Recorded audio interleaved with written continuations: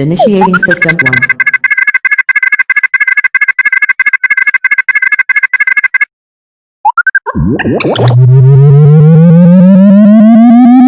System 1 loaded.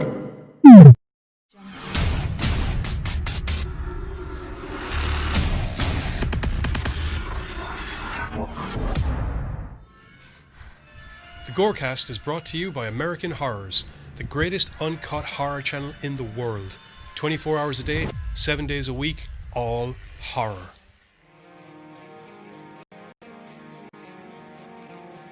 As well as the Station of Decapitation Without Your Head. America's longest running horror channel, www.withoutyourhead.com.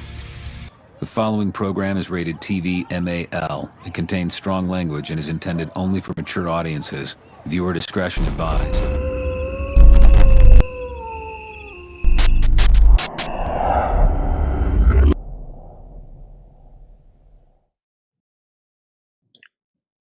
What's up, everybody? Green screen and yellow shirt here for another episode of Original Resident Remake. I have never lived that down, am I? You're not even wearing a yellow shirt. I have a green screen, but you can't see it because it's something else. But yeah, we're here. It's Tuesday, and oh boy, do we have a doozy of an episode for you guys, which may or may not have confusing posters. That's all I'm going to say. That's all I'm going to say.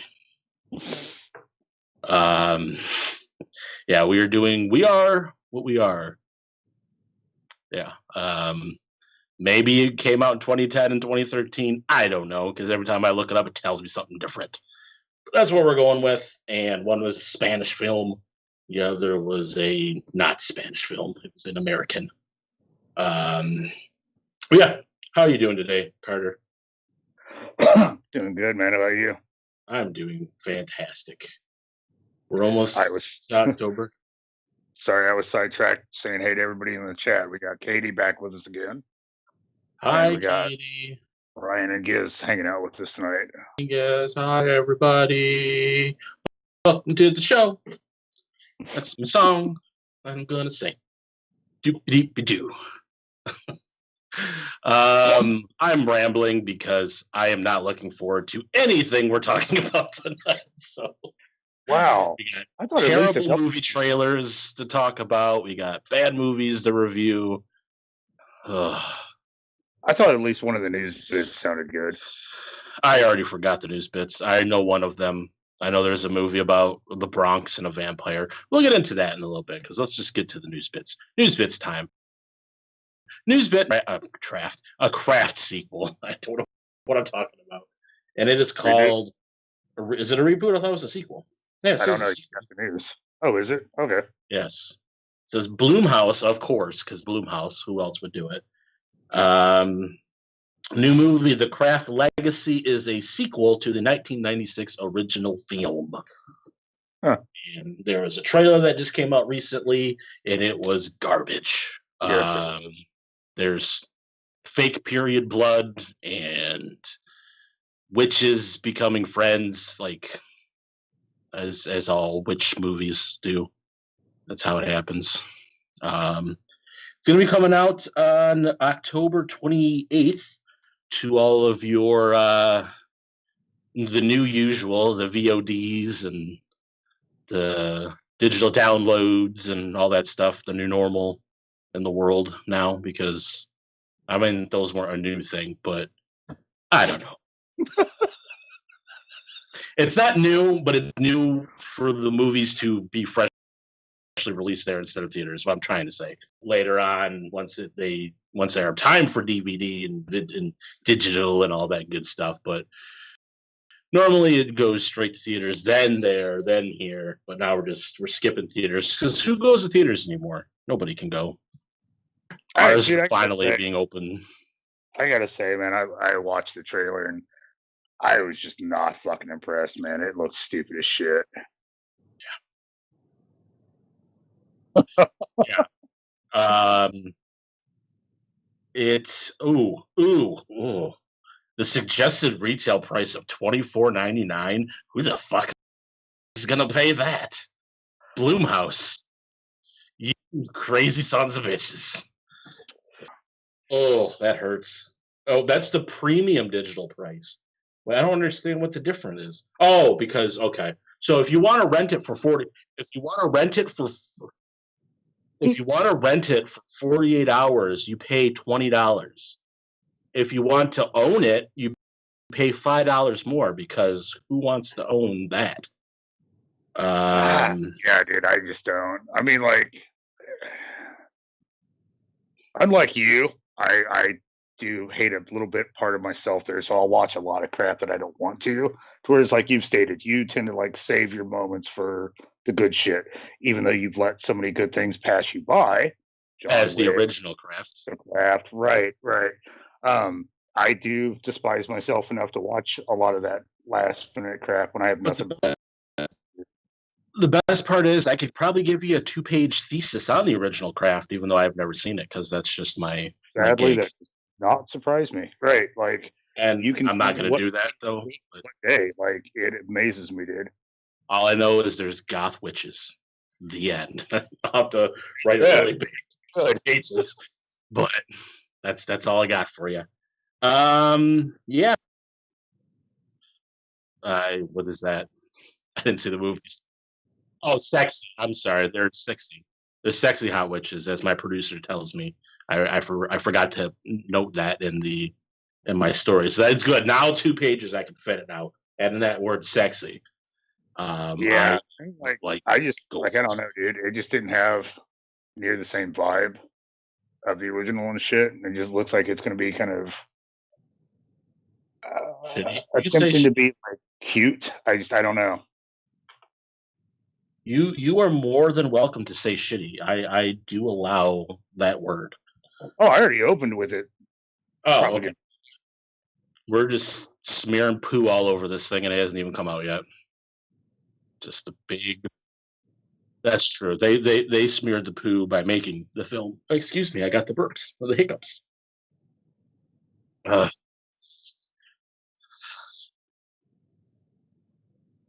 Now yeah, I will say that because, like I said, I didn't realize it was a sequel. I thought they were actually just trying to reboot it because that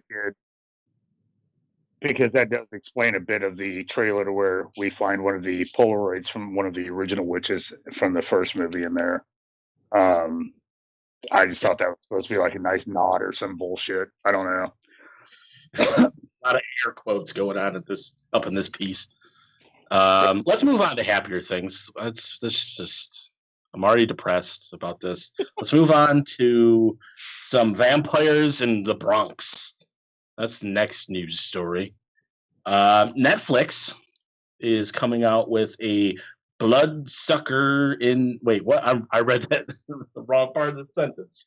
Young friends battle bloodsuckers in Netflix's Vampires versus the Bronx this October. I like read it in the middle. That doesn't make any sense. Yeah, there's a lot of sucking off in the Bronx going on with the vampires. Man, like I appreciate Netflix trying to like get its original content out, but the stuff that they do have, they're just kind of killing it quick and shit, man. Hey, they could have given us another season of Unsolved Mysteries. So you just take what you get and like it because it could be Ah, that bad.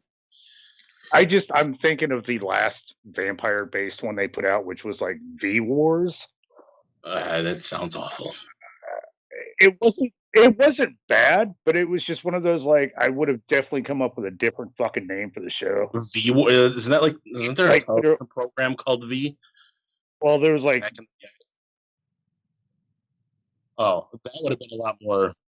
That would have you been know, better. Aliens versus vampires in V Wars. That would have been better. Oh it yeah, is. that's right. Wait, wasn't that Cowboys versus Aliens? There's a lot. Aliens are versus a lot of things. Oh, there's like a whole list. Aliens have taken on like every motherfucker. Zombies, vampires. I'm not sure if they've taken on werewolves yet, but I'm sure that's just like right around the corner. Ninjas would be not. Ninjas. I fucking forgot about ninjas. Yeah. Wow. So like a lot of like aliens and ninjas like trying to take over top dog position. But yeah, so this film comes out October 2. or October 2nd. And it's about a group of friends from the Bronx that fight to save their neighborhood from a band of vampires. It's pretty much what the title tells you. There's really not too much else behind it.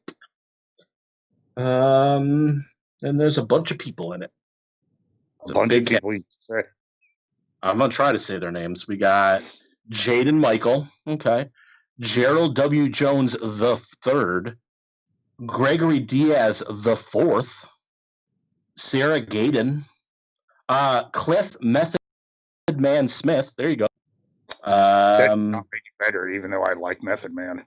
I just love saying these people's names. Coco Jones.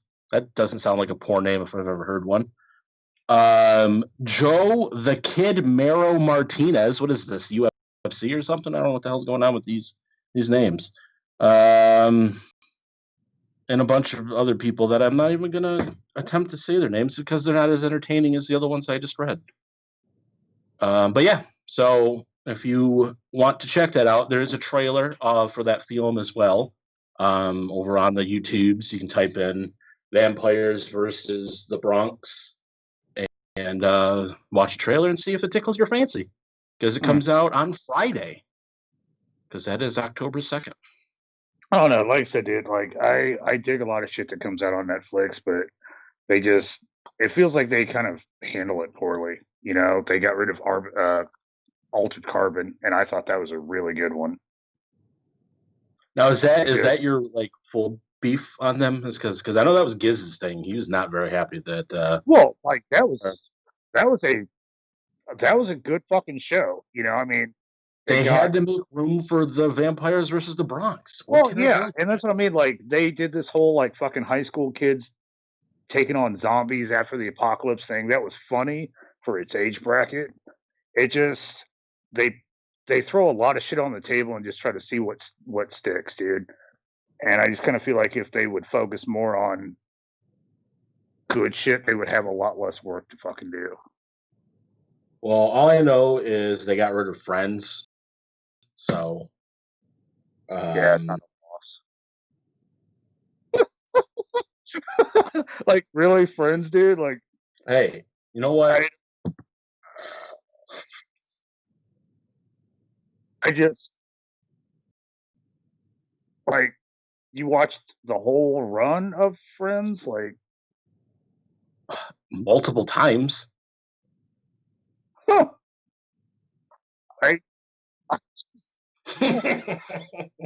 My sandwich. Yeah. I don't know. I was just saying that because I had to get to the next story and I had to stall a couple of minutes. So, but I'm to the next story, so let's move on.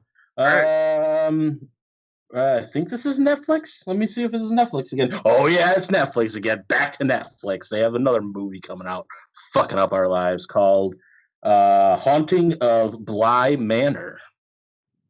This also, I believe, is coming out on October 2nd. Let me double check as I scroll down to see if that's actually true. I don't know because it's not coming up. Yes, no, October 9th. This movie comes out October 9th.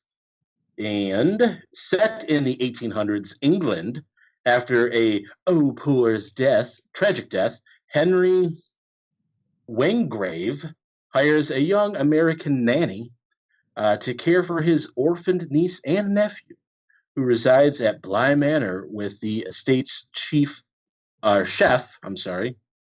Owen. Owen just says Owen. So it's the estate chef Owen, groundskeeper Jamie, and housekeeper Mrs. Grosse. But all is not as it seems at the manor, and centuries of dark secrets of love and loss are waiting to be unearthed in this chilling gothic romance. I almost threw up as I said that. Oh, God. Gothic romance.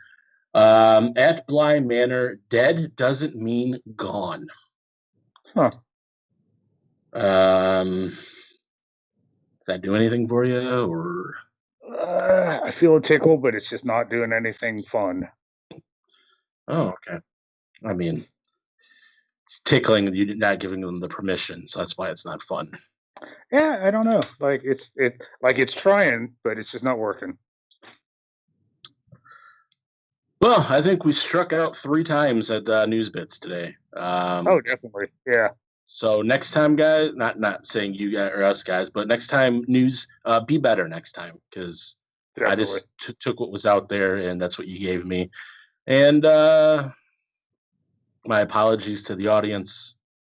3, like, I mean, fuck, I'm not paying $24.99 for a stupid Craft sequel. Not watching Netflix stupid movies because they got rid of Alter Carbon. Damn you. Hey, if you'd watch that, you would actually say that with emotion and a heart. I was spewing emotions out.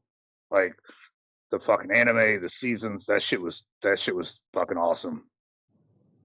I agree. Um, let's move on to the movie, shall we? Oh yeah. We are doing We Are What We Are, and not War of the Worlds, because I was, after I watched the first the original, I'm like, I really should text Carter and just say, screw this, we're watching War of the Worlds instead, because oh my god, what a pile of crap. I like it. So we're covering We Are What We Are 2010 versus the 2013 version. This started out as a Mexican horror film in 2010, and then Americans got their hands on it and shot out a new one for 2013. Which surprised me, that the way that, like, I kind of, when we didn't know, because none of us had seen the movie before this, when I saw it was American adaptation, especially 3 years apart from the original, I'm like, oh, this is going to be like Let Me In, Let the Right One In, where it's going to be almost a shot-for-shot remake, just like in English, as opposed to the language that the film was originally in. And no, it was not that. It was like, there was similarities, but not a bunch. Right. The name is probably the biggest similarity that they had. I mean, Now, and like one has nothing to do with the other, but we found out before the show that the 2010 version is a standalone sequel to the 1993 film Kronos, which was written and directed by, and I always pronounce his name wrong. Can you hit it, Buzz? Guillermo del Toro. Guillermo del Toro. There we go. Guillermo del Toro. This is almost like I forgot which one it is. I constantly kept saying wrong the name, and Johnny had to like walk me through it. Oh, you should have had like the Guillermo. Is that like the other? All right, so yeah, so we found out before the show that the original 2010 version was a standalone sequel to the 1993 film. Funny enough, after reading up on the 93 film, one really had nothing to fucking do with the other. So, yeah. so So we'll go over a little bit of what the 2010 film was about. Kind of starts off really weird. This old guy just randomly walking around in a mall, looking at mannequins, freaking out, and then he just dies. Blood starts coming out of his mouth. I'm like, what is going on here? dude, that wasn't blood. That was like some black. Yeah, it was weird. Some liquid, weird, like, viscous. They mentioned later that he was poisoned, but that that was some fat he coughed up. So we find out that this man who has perished has a family. He has 2 sons and a daughter and a wife. And I guess the father was a watchmaker or a fixer, repairman. Yeah, repairman. With dad not showing up, the boys, the 2 young lads, had to go out and do the job for him. They go down to like the town market, and they like sell or repair watches and stuff like that from people. They get in a little bit of a skerfuffle with one guy because something to do with his watch wasn't done, and he'd been waiting for weeks or months or something. Yeah, and he said he's like, your dad's been screwing me around for 3 weeks. Where's my shit? Yeah, and then he just gets punched in the face by a little child, even though he's kind of not a child. He's more of a teenager, or actually probably more in his 20s. Yeah, I couldn't quite read their age. Like, Yeah. it was kind of hard. But yeah, so they get a little bit of the fight. They're kicked out of the market by the market owner lady, and they return home to their mother, who is very mad. She's like, "What do you guys do?" And they're like, "Nothing. There was a new owner, and they kicked us out." And blah, blah, blah, blah. But that also kind of showed like this type of shit had happened before, because she looked at the kid that punched the customer and was like, "What did you do this time?" Yeah. So then, while that's going on, a little argument between the mother and the two boys, the daughter comes home and pretty much tells everybody that their father is dead. We really don't know that it's their father until, well, I don't know if it was. We don't know until the daughter comes home. Yeah, okay. I couldn't remember if they mentioned something. No, she said, "Hey, somebody was saying at the mall that the old guy that stares at the mannequins died, like right in the middle of the walkway." And they knew Dad tended to go to the mall to go do that shit. They kept hoping, but then as the day got later, they realized, like, okay, it has to be him. He's not here. Yeah. After that, the mother is grief-stricken, goes and locks herself in her room, leaving the children to wonder who's going to provide food for them, because they're cannibals. They eat people for rituals, which is coming up here in my notes. It does say that this family performs cannibalistic rituals. Doesn't say why though. They just do, and that's kind of the thing that I don't know. That's why I maybe not liked this movie as much, because it's like we don't know why they're doing this. At Right, least, like they make this seem like such a big deal, because like as soon as we realized like Dad's not coming back, the first thing on the table was like, well, fuck it, who's going to bring the food home? And they keep referring to food so much, and then we finally realize that it's a actual, like, okay, who's going to bring the person home? But referring so much to the ritual and stuff like this, but they never state how often we have to do it or why. But it's just like a world, like they come off as like the world will fucking end if we don't do it kind of shit. yeah. Later, shortly after that, we're taken to a morgue where the father's body is being autopsied. This is where they find a finger in his stomach. This is where the whole finger thing comes from that we were talking about earlier in the poster. The detectives are asked to solve the cold case. Initially, they resist, but they decide to do it because they think it's gonna, make them a lot of money and stuff like that if they like solve this crime. Then we have Alfredo and Julian. Those are the two sons' names. They just randomly attempt to kidnap some kids under a bridge, but fail miserably. It's also important to point out that like when the mom's freaking out about who's going to bring the body home, the kids are like, well, let's just go get a hooker and call it fucking done. And she was very avid about like, it cannot be a prostitute. Do not fall down the same path your dad did. He was always screwing with the prostitutes. But again, considering the film, considering that we're just bringing them home to dinner, like it was weird that she was so upset about Dad's business. I mean, if you're going to be eating a prostitute, that's diseases. No, like I'm totally right. Like I'm totally on board as to why, but yeah, that's true. I mean, it's like you don't want to when you hunt an animal, you don't want to bring a diseased animal. No, and that's you get a coli. But they kept bringing up the fact that the head of the house was what determined shit. Mom obviously hated it, but Dad brought it home anyways. And they kept kind of fighting over who was going to be the next lead of the house. Mom's like, hey, you're just not fucking smart enough to do it. Shit like that. You know what I mean? Did they really like? I know the mom, but like, it didn't seem like they really like the oldest son didn't seem like he wanted to do it. Right. Daughter was kind of like the puppet master behind everything, because it's like she should have been, because she obviously seemed like she had the mentality to be the leader. She had the calm and the intelligence.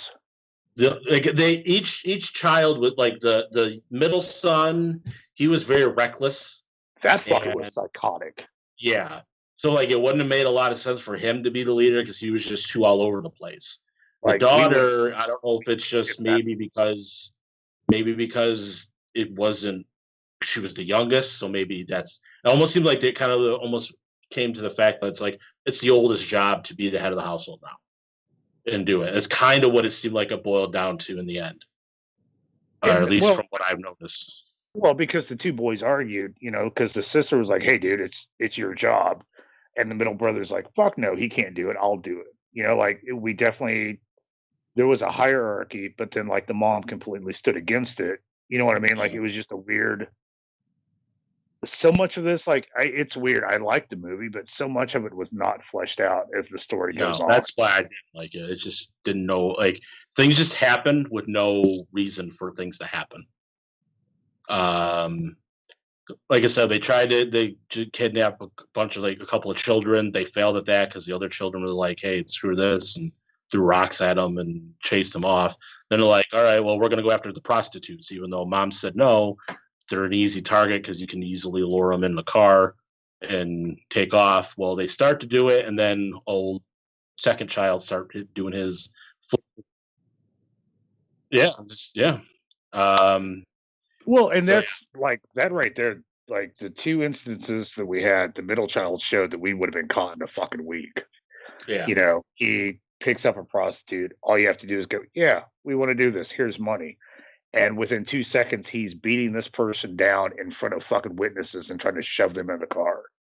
Yeah. You know what I mean? Like he just walks up and tries to grab a kid while 7 other kids are around him. Like in the middle of the afternoon of the day. Right. Like this guy has no self-preservation. He's just gonna fuck it all up. This guy would definitely not be allowed 6 feet within any playground. Definitely. Right. But the older brother seemed like he had the intelligence for it, but just not the heart. Yes. That's the thing. Is like they each had one thing, but like the daughter she had like the full total package, pretty much of and heart and like the want to do everything, but just for some reason there was no, like, that's why I'm thinking it had to be like the older one had to be the leader, because it's like if she's the one that seems like she knows what she's doing, she has the heart, like the stomach to do the job, why not have her be in charge? But it's like there's never any like discussion of having her in charge. She was like, "You have to be the one to do it. I'll help you, but you have to be the one to do the job." And it was just like, it was so weird because at moments the story seemed like we have to do the ritual to keep mom calm. If you notice, like the kids would have that kind of conversation, but then when mom would come downstairs, it's like, we have to do this. And so you never really get a vibe of like, is this a ritual to like, like mom's just fucking crazy. This is what somehow dad got into to keep mom calm. Or if this really is like hey, this is how we stop the end of the world every Tuesday at 6. Like it never really finished out that part of anything. Yeah. So yeah, they get the prostitute. He started like the middle child. I don't remember which one, if it's Alfredo or Julian. I forgot which one's which. But one of the middle child, he starts getting aggressive and trying to push her in. She's kind of saying no, and he just punches her in the head and knocks her out and throws her in the back, and then ends up tossing her in a trunk, brings her home, and then mom has a flip out because they brought a prostitute. She goes and decides to beat the ever-loving shit out of her with a shovel. Right, like that's definitely when she proves like, dude, I am totally against having a prostitute on my dinner table. Yeah, she messed up a hoe with a shovel. A hoe with a hoe. Oh no, it's not a hoe. A hoe is more of a rake. Damn it! I was gonna do a good joke there, but not gonna. So while this is all going on, we got the detectives that are trying to solve the case because, like I said, they the one guy keeps talking about how they're gonna get a whole bunch of money. I think if they solve the case, or they're gonna get promotions or whatever. Right. Like it was just one of those like, hey, if we can solve the unsolvable, because a lot of these bodies were coming up, I think they said like they'd had just a shit ton of missing persons and what have you. And they Yeah. were also like the bottom of the fucking barrel as far as cops went. Like everybody else made fun Oh, of why them. did you take on that case, idiot? Right. He got it into his head. If we can solve this, then we'll be fucking shaking hands with the president. We'll be getting top pay, shit like that. I'm trying to see. Okay, I think Alfredo. Alfredo's the oldest. Now I just found that out. Yeah. I was like, I couldn't. Like, I know the names, I just couldn't remember which one was which. He decides he's going to go out and try to, after the whole prostitute thing goes sideways, he decides to try to go get another meal, and he goes to a gay bar and lures in the guy. I don't know if he's actually gay. That's another thing where they don't really starts making out with the guy, but I think he was just using that as a way to kind of get him to come back to his place. I think he finally just kind of realized, like, this is my gig. This is what I have to do. And he found that calm to fucking do it. And then, so this is the one thing that I don't know if I blacked out for, a couple seconds, but like he gets him back to his house. The other two, like the siblings, show up, and then there was some other third guy there, and I don't remember another third guy being there. Okay, so I must have while he was out at the bar getting his kill, Mom stepped out, got in that taxi ride, let the driver hit it, and then she brought him back to her place. Why did I right as you walked in the front door, I came in the back door, and we both had our kills, like staring at each other like, what the fuck? At which point everybody was like, what the fuck? And so that's when everything went sideways. But like right before the mom came in, the two brothers started arguing because Julian was like, I'm not eating a gay guy. Fuck that. Yeah. And fuck was the name? Alfredo. Finally, like he fully stepped into that role. He's like, look, fucker, you'll eat whatever I put on the table. Like he finally was just like he found his big boy pants and was going to run the fucking family. And that's when Mom came around the corner with her. She's like, what's that? Dinner? It's big boy pants be put on. So yeah, they kill Mom's guy, I guess, and then Alfredo's guy escapes, because they're all trying to attack the one guy. And then while he escapes, he flags down some police officers and pretty much puts the police officers on the trail. Kind of tells them the car that they drove and everything. Alfredo and Julian, right? Mm-hmm. Yeah. They're in the car trying to find the guy so they can bring him back. While that happens, we find out where we're at. Mom and the sister start prepping. Yes, they start prepping the one guy. The one detective shows up at the house, the one that had been kind of on their trail. And he sees all the stuff happening. He sees the kill room. And then he gets attacked. He escalated quick as hell, too. That's the one thing is the last 20 minutes or so where it was actually pretty good, because it a lot of stuff starts happening really quick, right? But before that, it's just such a slow, not really knowing why things are happening, and then it's just boom, ending of the movie, and it just hits you the last 20 minutes, and all the stuff they could have maybe all the action and everything that they could have maybe put a sprinkle out throughout the movie. They just threw it all at you to the last 20 minutes. The mom attempts to kill the detective.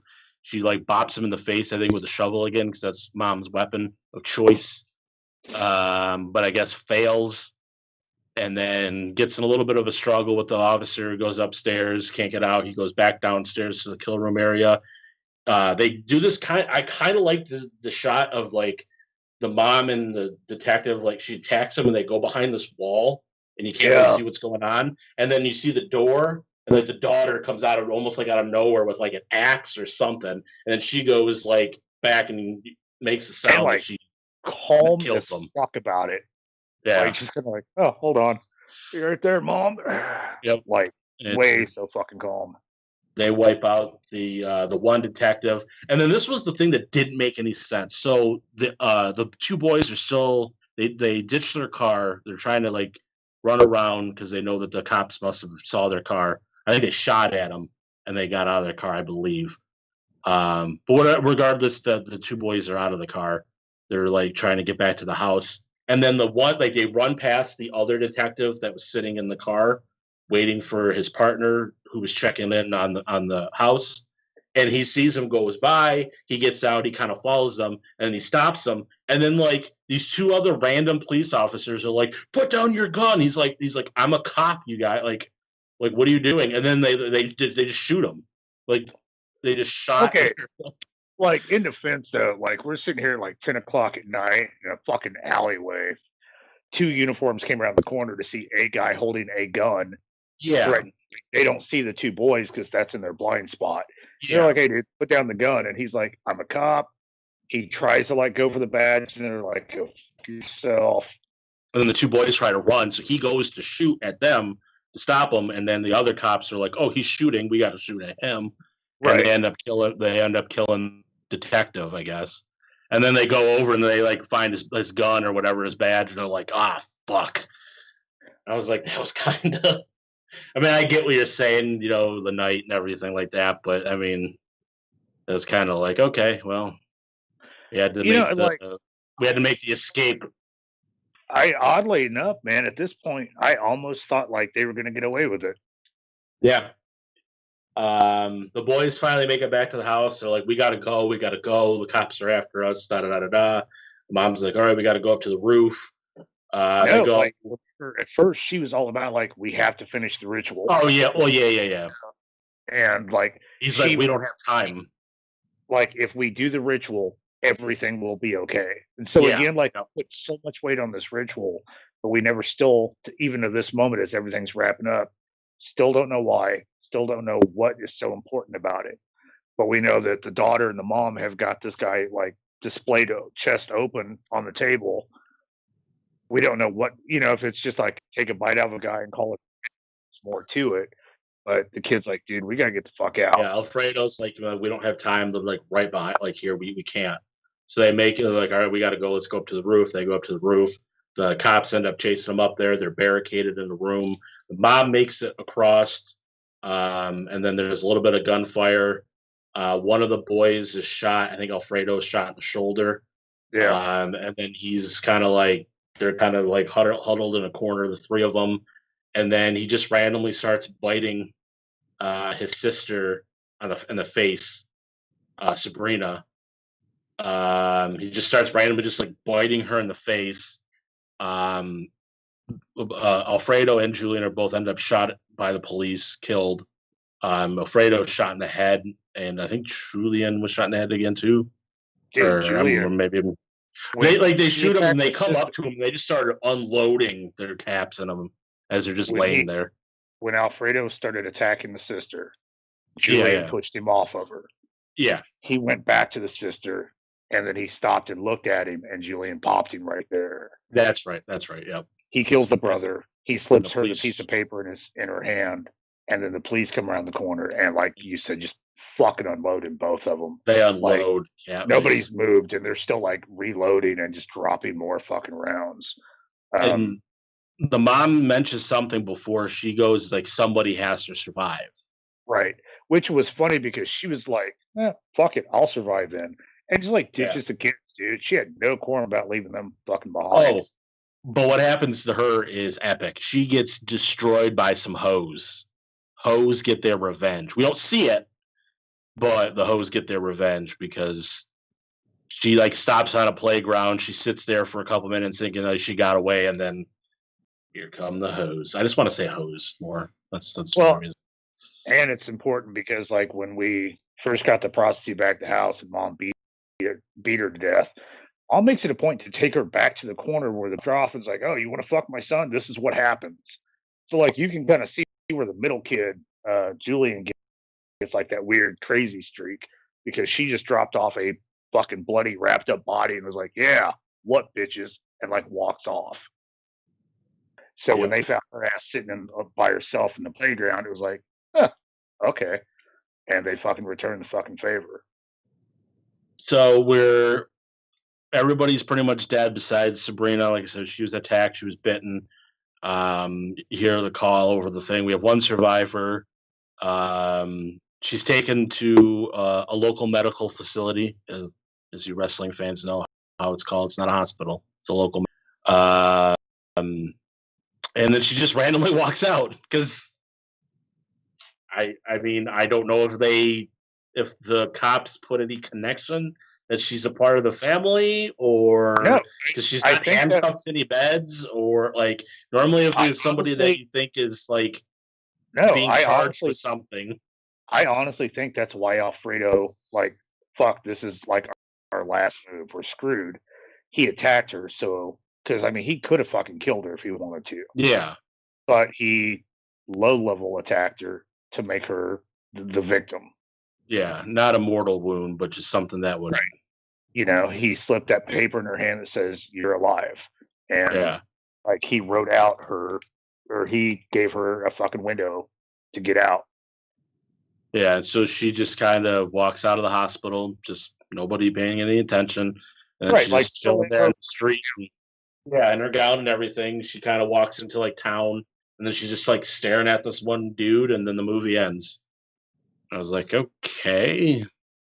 Well, because she's picking out the next victim. Well, yeah, I mean, I understand what, but just like it was, I don't know. But it just, you know, yeah.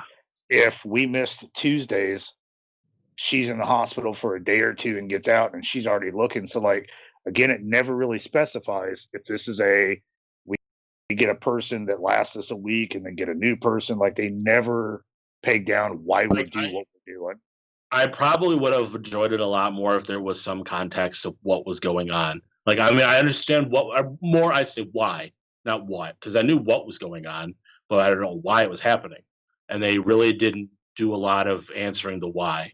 And that's why I kind of just like, eh. Now, I will say this one was definitely gory because, like, you know, the kill room they set up with old boy on the table, stuff like that. I think I liked this one more just because there was a little bit more,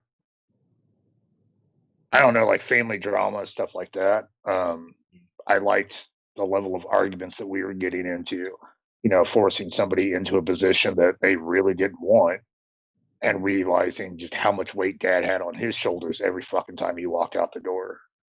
Yeah. I think that's about it for the original. We could probably go ahead and slide right into a trailer. So when we come back, we'll do the 2013 version. Trailer time.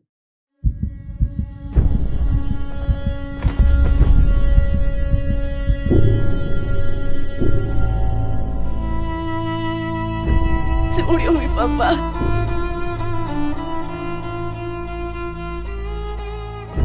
¿Qué vamos a hacer? Tienes que tomar el lugar de papá. De ahora en adelante yo decidiré lo que va a ser la familia. Yo no te tengo miedo. Pues deberías.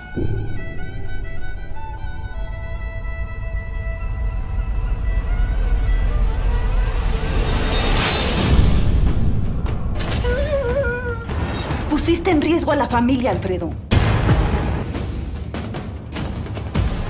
Pues esto les va a pasar si se vuelven a acercar a mi familia.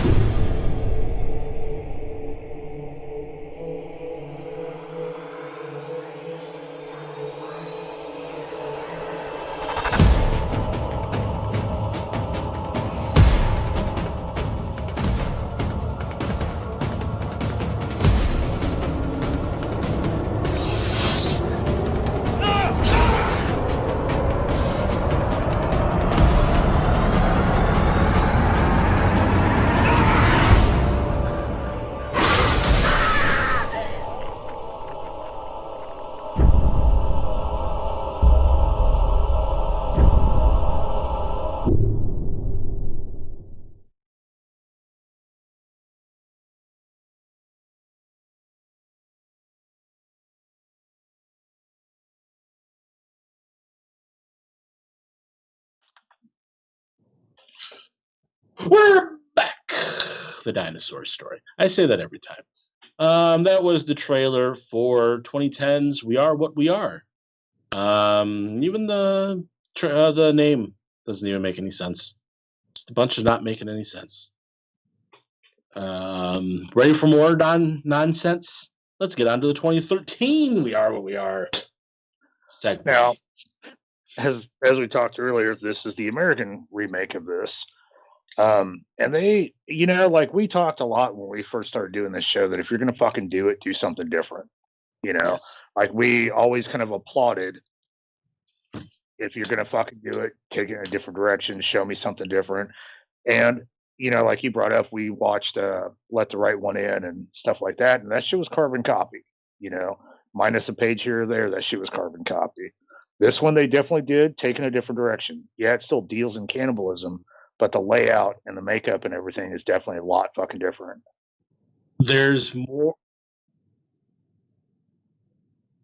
Like, Let the Right One In and Let Me In, there was absolutely no difference. They literally were like, here's the script for the original, do this. They didn't even. So whereas like the remake, like they left some important shit out that the original for the Let the Right One In and shit, I felt like they left some details out in the remake that were important. It was 98% the same movie. Yeah. This whereas like is like here, this is a different take, and I kind of dug this it. This is like 12% similarities. There's really not a lot here. Already we're starting off completely different because as opposed to family, 2 sons, daughter, we're here family, 2 daughters and a son, and a younger son. Like he's like 8. Like he's a lot younger because like we don't know the age groups of, like we said, of the original. So mid to early 20s for the older boys. I think that was the remake. The daughter said she was like 14. That was the remake. But the daughter in the original, I would want to say 17, 18 years old would be my assumption. Yeah, at least they don't say it. Here they kind of define the ages a little bit more. Because the one boy is a lot younger, so like I said, I'm assuming I could kind of like, all right, he looks like he's 9 or 10. The daughter does say she's 14 because I think we get into a little bit of the movie. One of the deputies or like police officer kid guy that was there talking to the older daughter was like, "Oh, how old are you now?" And she's like, "Oh, I'm 14." He's like, "Oh, blah, blah, blah, blah." So she actually like identifies how old she is. The older daughter, I would assume, probably 18, 19, because they're still talking about school. So I'm assuming like high school, like a senior, junior high school. So more into the ages than I thought. This one kind of breaks the story down differently because in the original, Dad brought everything home. And while, yeah, we saw in the original Mom prepping everything, this one, like, it's weird because it kind of sets it up more of a, it's still set in like a ritual aspect, but they keep relying on the quote old traditions, which they touch on a little bit because one of them is reading like a diary. And that's like right, like I couldn't tell, because like Dad is super religious. He's constantly quoting, scripture and stuff like that. But like they never give a full face of the book that keeps getting passed around to everybody. But when he talks, he picks up that book and talks about the old ways. But you never get to see like where religiously they're coming from. Yeah, so in this one, like this is one of the like kind of the similarities is like we said, the mom is the one that dies as opposed to the dad in the original. She's at the market getting some supplies because like doing my research, it says that like she goes to purchase some supplies at a local goods store to undergo a period of ritual fasting is what they're supposed to be doing. Randomly, she just starts bleeding from the mouth like the dude in the original. She's outside. There's like a really bad rainstorm, so there's like a lot of flood going on, which kind of ties in some stuff. And then she randomly like falls, hits her head on like a pole, and then like falls in a puddle, and then just like drowns in the puddle because of the torrential rains. Like I was like, what? Like, Well, and and we find out later that she's sick. Like so that one scene. We don't know that. Yeah, and it's Right. not like with the other one where she, like with the dad, like, well, he was poisoned. Like, we don't. She's not poisoned, but like they later on, like, I'm kind of gonna go around little bit here because I'm not really gonna. The plot's kind of all over the place. They come to say like she's showing signs of like things that happens when people eat flesh, Like which Parkinson's and Parkinson's, yeah, stuff like that. which And is I can't stuff that remember what dad they. started. I can't remember what the doctor finally settled on because he started at Parkinson's. Like we have this big scene of him going through the medical journal, looking at symptoms and stuff like that, and we see Dad throughout the movie with like hand tremors and having trouble walking, stuff like that. Yeah, he originally, because like similar to what you were saying, I think you were saying it, where like the dad, he doesn't, or the dad doesn't go to identify the body at the morgue or whatever. He sends the two girls to go do it.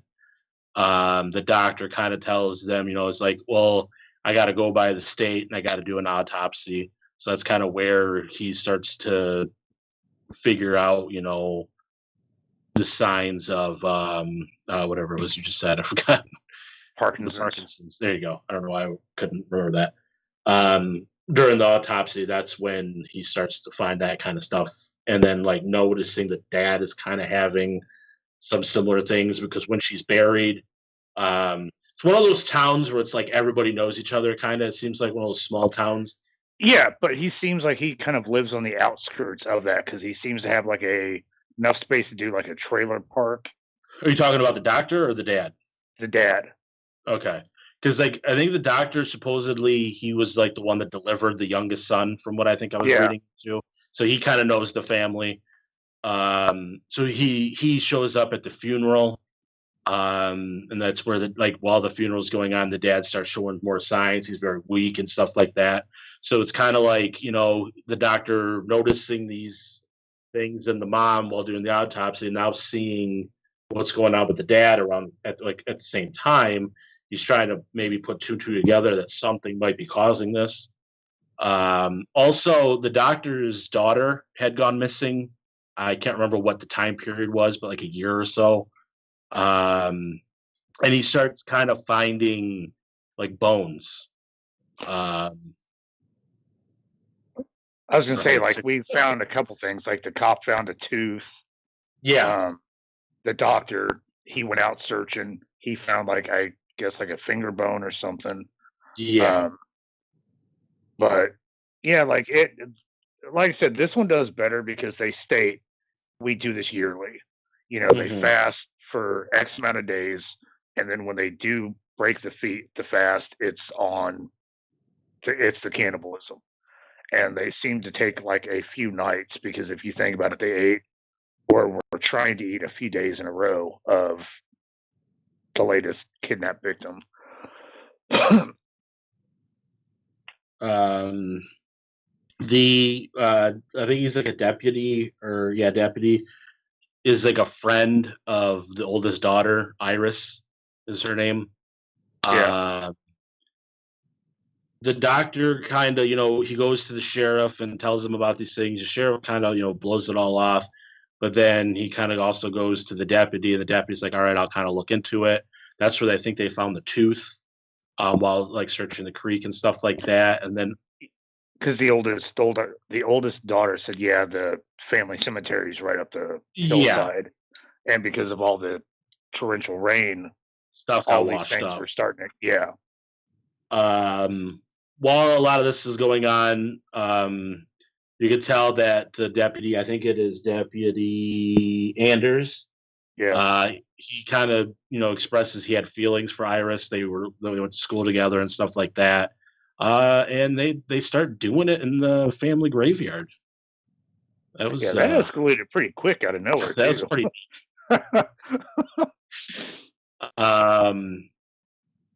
No incest. No, they're not separate parties. Like they're two kids from the same town. The deputy and the daughter or whatever are just friends from school, and then they just decided they wanted to fuck. Unfortunately, Dad was 2 steps behind him and called a stop to that shit quick. He shoveled him in the throat region from behind. And that will change the scope because there's the daughter feels good, and like blood. Like Dad lost. He didn't get covered in. No, I almost said something that may have got taken us off air. She got covered in blood, not the other substance that she wanted to get covered in. There we go. Man pudding. But shit, calls the daughter dirty and get the fuck back home. Yeah. So while a lot of this is this is actually getting closer to the end, I'm gonna back up a little bit. While this is going on, the oldest daughter and the middle daughter, Iris, and I don't even remember her fucking name. They have Rose, yeah. They have to kind of take over, we were saying, is mom's job with the whole ritual thing. They have to kind of provide the food because Dad can't do it, I guess, because he's having his. Well, no, Dad's doing it, but they just seem like it's kind of broken down in procedures. I'll go catch it, you go clean it, kind of thing. And so it seems like it was the mother's job to prepare the body for the meals. And the doctor even said, he found a bone with it seems like a fillet knife and stuff like that on the bone that he found. And so I kind of think it was hey, babe, dinner's hanging in the closet. Do what you will. And it was up to Mom to prepare the meal. And so now it's up to what was supposed to be the oldest daughter. But it kind of seemed like both daughters were. Yeah, because they went to go. Because what happened was the dad saw some girl that was having car troubles near where they lived, and he just used that as a way to catch some prey, some easy prey. Right. Then he made the girls go kill her, and that's where they were very reluctant. The oldest daughter was kind of I want to say gung ho, but she was kind of more willing. So, but then she kind of couldn't do it herself. The middle daughter was with her, but she was very reluctant. She didn't want to do it, but she had to.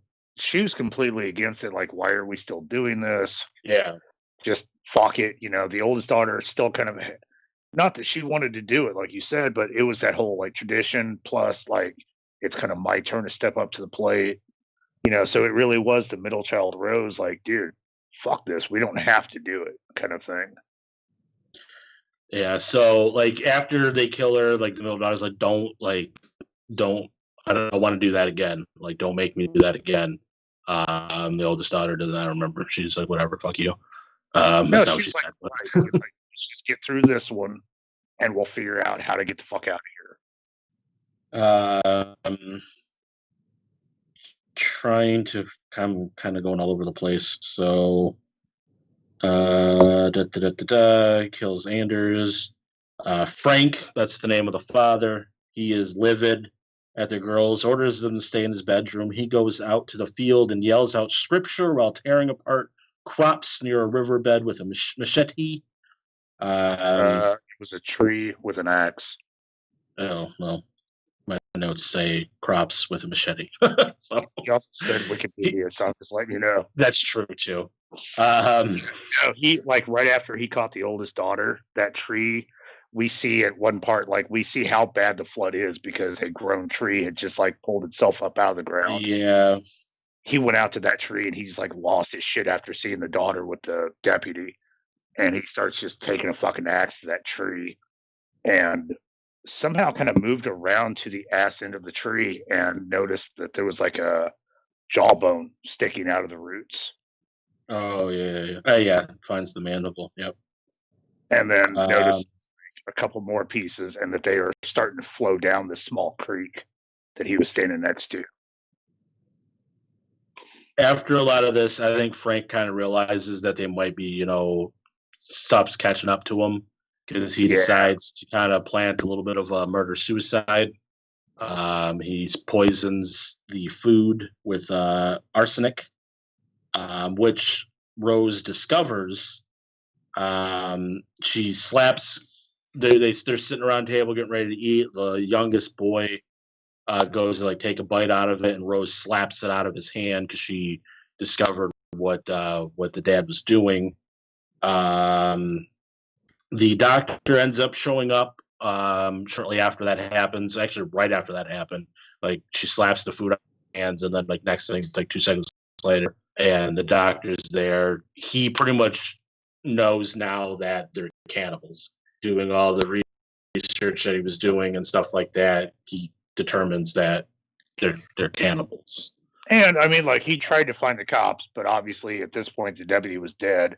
And the sheriff was handling another flood emergency. So and they had the missing girl that the family ended up killing. Her parents reported her missing, so they had a lot of the detectives and stuff looking for her.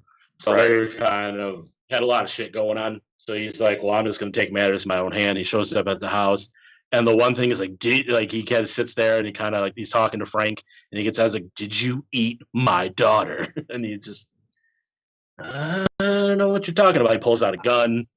I will say, like, I liked that light exchange between the two of them though at first, because I think the dad knew he knew, you know, and he's just kind of sitting there, you know, "Hey, Bob, how you doing? What's going on?"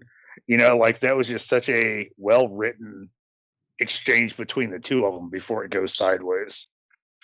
Yeah, so like they figure that out. They get into a little bit of a fight.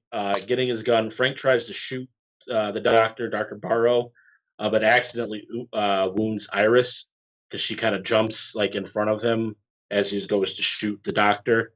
And then Frank is ultimately able to knock out Barrow. Rose and Rory, which is the boy's name, they flee the house. They go to the next door neighbor, the vegetarian lady who kind of pops in and out of the movie, like takes care of the boy when the funeral happened towards the beginning of the movie, brings them food. And, you know, the neighborly thing, someone died, remember to bring you food, da-da-da-da-da. They try to run over there for protection. Frank breaks into the house and kills her. You don't really see what happens because he's like, his hands come through the door and grabs her, and then she gets pulled, and then like she pulls back, and her like throat was slit. I think it was kind of like a nice old school '80s kill. Yeah. He breaks in, and then he ends up convincing Rory and Rose to return back to the house. Frank again tries to get the kids to eat, but then he tells Rose that she looks like her deceased mother. Rose got a haircut. And the next thing, she had some weird like afro thing going on. It was just pulled back and shit. Is that what it looked like? Like, yeah. Like it was pulled back and kind of done it like this weird style.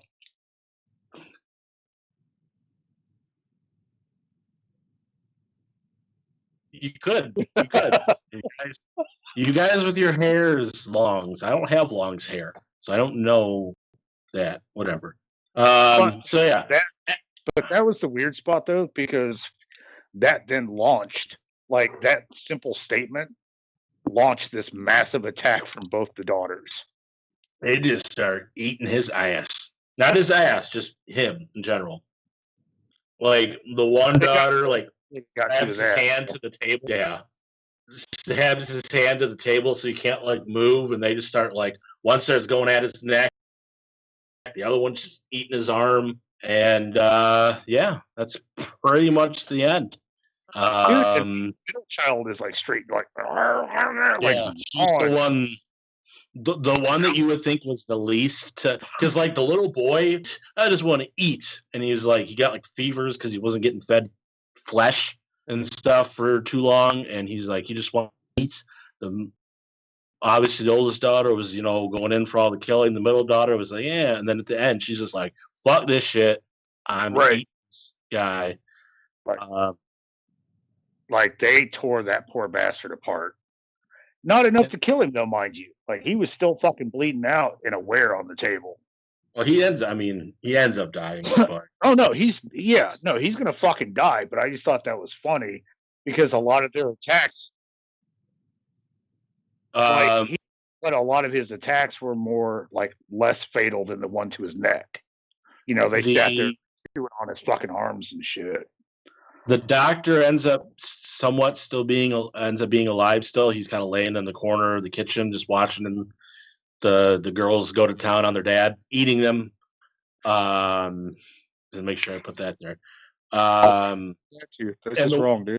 The one thing is, I guess the doctor noticed that like a brooch or hair thing that the oldest daughter had on was the same exact one that the doctor's daughter got for like her 16th birthday or whatever. So he knew that they somehow had something to do with her death. The middle daughter takes that little hair piece, kind of puts it on his chest, and as she's just chewing away on Dad's flesh, and then it just kind of goes to black, and then you see like a car drive by, and then the girls and the boy are just driving away, and then she's kind of holding on to like that diary. Because like I said, there's a lot of things that they kind of go back and forth where it's like, I don't know if somebody's reading the diary or they're just randomly showing these flashbacks to like you said, supposedly this family's been doing this for a long time. Like, yeah, no, there was no flashbacks during that. Like they just kept acknowledging the book and all. They kept showing scenes from like along like back when the family was, I don't know like what year it was, but it was obviously not current times because they were showing different people. So they were showing some kind of flashback, something. Right. It was almost like somebody was reading like what was in the diary, and we were just seeing what was written as opposed to it being read to us. We were visually seeing, because it goes back like 2 or 3 times throughout the movie where they show these scenes of the family back in the day doing pretty much the same thing. But I will say, like, it kind of surprised me, like, I don't know, because, I've never eaten a fucking person before, but obviously it does have effects on you because mom and dad both showed signs, but we're only doing this like once a year. It never fully fleshed out, like, is this just like a cut everything off the meat, boil it up into chili? You know what I mean? Like, how many days? They never stated how long they have to feast before they eat their next victim.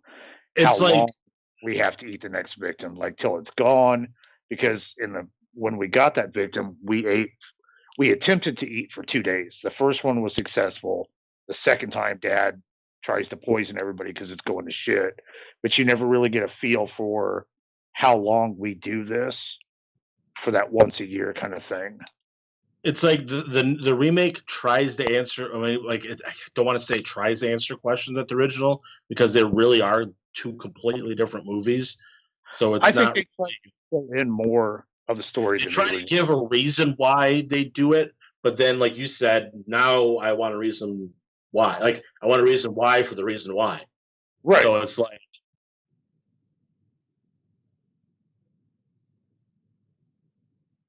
But does it though? Because if it's not, I don't know.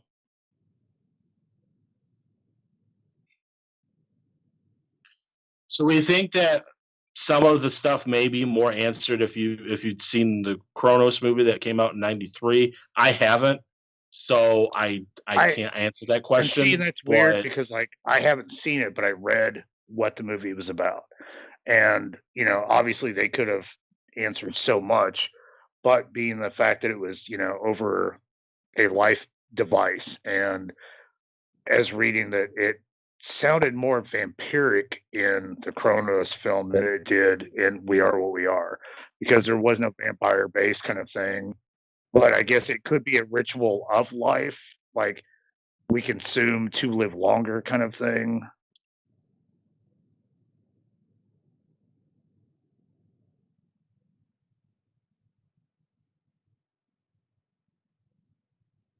And okay, like that could be a case too that, a lot of people tend to follow, since it was a Lovecraftian thing. We always had people kind of living under the vampires trying to like live not necessarily that life, but because they obviously weren't vampires, but living in that lifestyle. Mm-hmm. Yeah, like I said, I'd have to see that to see if it really had a lot of ties. Because like I don't know, I don't know. I didn't know. Like if I would have known that, I would have tried to go out and watched Kronos. So we literally just found that out like 20 minutes before we went live. So yeah, no, we like didn't really know that connection. Like that really kind of fucked me up after I read that because I hate walking into a sequel. You know, even if it is a standalone, like I like to see where something came from.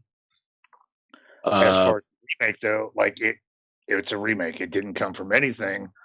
And while, like you said, there were still better answered questions in this one, it still left a lot of holes. Other new ones. Right. You unanswered ones. Yeah.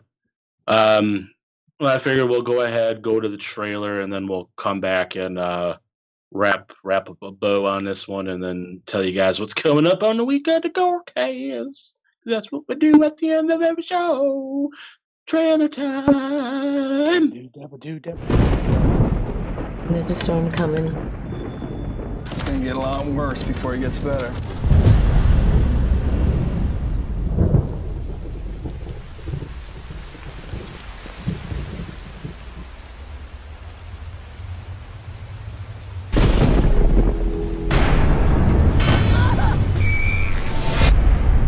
Delaware County is now under a flood warning. Daddy! Mama's gone. Better place, he calls us. Amen. We will carry on. We have kept our tradition in its purity. We do it the way that we've always done it. Iris is the eldest. It's her responsibility now. You ready for that? That's the way it works.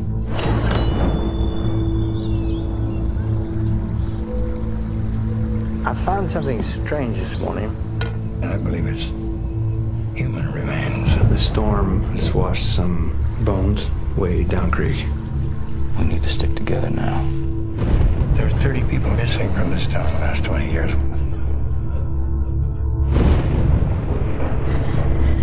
How sure are you, Doc? I'm not. What if we refused to do it?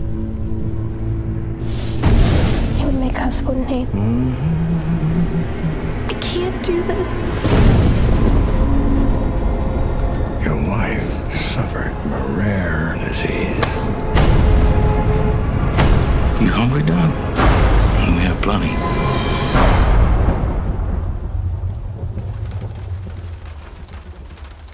Thank you for the sustenance we receive. Father, lift us from this world. Blessed are the Lamb, for they are his offering.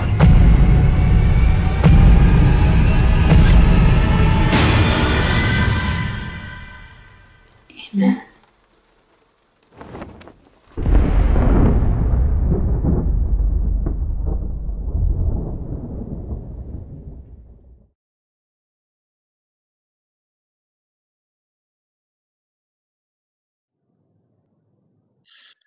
And we are back to the program. That was the trailer for We Are What We Are, the 2013 version. I guess I don't know. We both have differing opinions. I'd say if we're going to watch one, watch the remake. Carter probably says watch the original, or just don't watch any of them. Like the original had a lot of holes, but like they both did. I kind of liked the drama and the chemistry that they racked up in the It was more thick, yeah, maybe. Like it almost. I mean, obviously, it looked like I'm not trying to say it's like a found footage movie, but like it almost felt like one of those movies that were like this is actually like happening as opposed to right. Like it felt like the argument you would have in a situation, you know, and the that surrounds it. The remake, like I said, it gives more of a reason why they do it, but then they don't give you the reason to the reason, and then you're still kind of like, all right, I got these questions answered, but now I got more questions. And son of a bitch. And I felt like the remake moved a little slower. I felt like they both were pretty slow moving films, so I felt like the family drama in the first one kind of kept things at a faster pace than just being out here just kind of staring out the window. As usual, we'll agree to disagree. And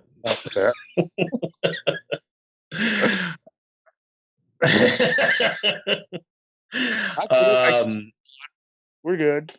This was probably out of all the episodes we did, because it's like every episode there's at least one that I like out of the two, or both.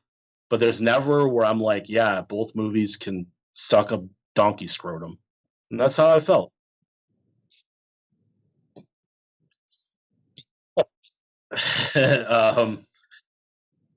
Johnny says that that's not true. It's probably not, but it's very rare where I don't like either of the films, and this is one of those instances. So, yeah, that pretty much all you got to say about the movies. Yeah. Anything else you want to add? No. Anybody in the chat? Anybody chat saying anything? Or Brian's talking to Johnny about canes and cats and tumbles. That's about it. Okay. Everyone's actually pretty quiet tonight, oddly enough. Okay. That's because this movie sucks. I agree. That's probably it. And we're not giving really good, go see this movie. No, we're not helping out any. I'm not gonna lie, I'm kind of surprised. I figured there'd be like some weird kind of cannibal recipes coming up to the chat, or don't eat the feet kind of thing. But no, next time, everybody's just kind of like. That's true too. Everybody's just kind of like, wow, I don't really think I want to see these movies, and they're listening. Just kind of. Sweet. We are green screening the yellow shirt. Next week, the first Tuesday of October, original versus remake will be back, but we aren't doing an original versus remake. Johnny told me that I could do whatever I want for the month of October, and I took him up on that offer. So next week, Carter and I will be counting down our top 5 favorite horror movies of all time. I don't know if all time is really necessary, but it sounded a lot better.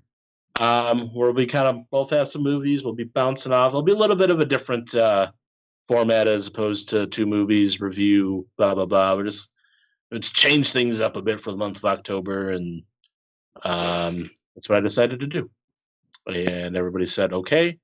And I was like, all right, good.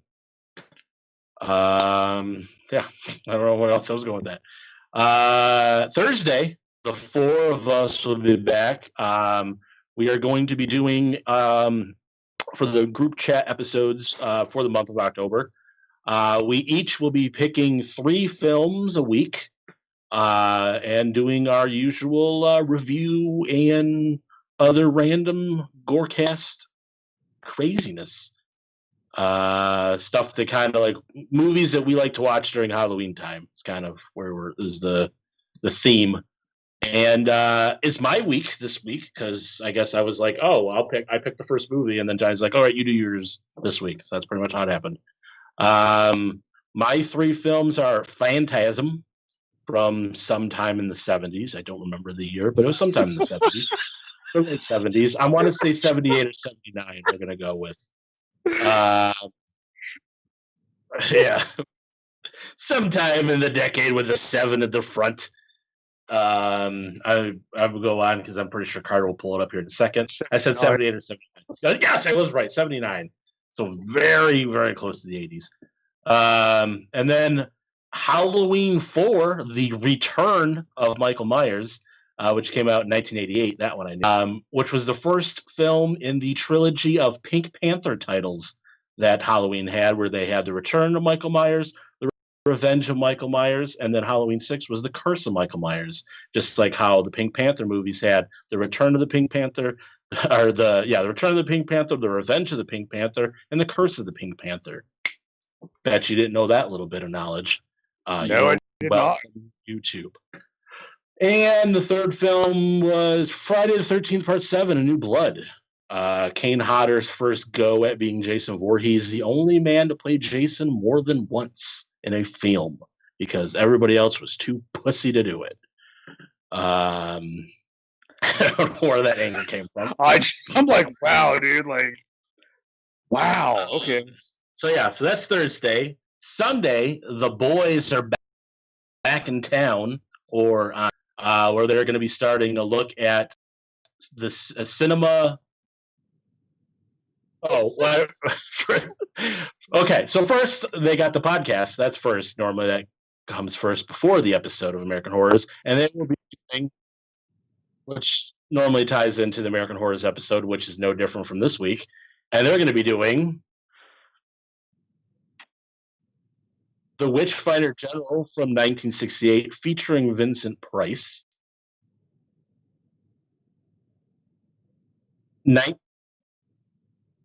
1971's The Devils, featuring Oliver Stone and somebody else. I didn't hear what he said. Vanessa Redgraves. I still didn't hear because two of you guys said it. That's right. Vanessa Redgrave. Also, Vanessa Redgraves. Vanessa Redgraves. That's what I said. Oh, it was so controversial that it nearly got the two of them arrested in Spain. No shit. So yeah, if they landed in Spain, they would have got about 3-year jail sentence. Interesting. Oh shit. And The Craft, not the shitty one. That was from 1993 or 96. I don't remember. Sometimes, which all ties into the GoreCast season 4 premiere on American Horrors, where they will be discussing cinematic retrospective right now. of some of horror's most famous icons. Starting this week with witches. So there's a witch vibe going on. Yeah. And as customary, because I'm going to have to start doing this again because I was not having them for a while, and now I got to start getting a script written for me after every episode here. We have a trailer. I know. I was.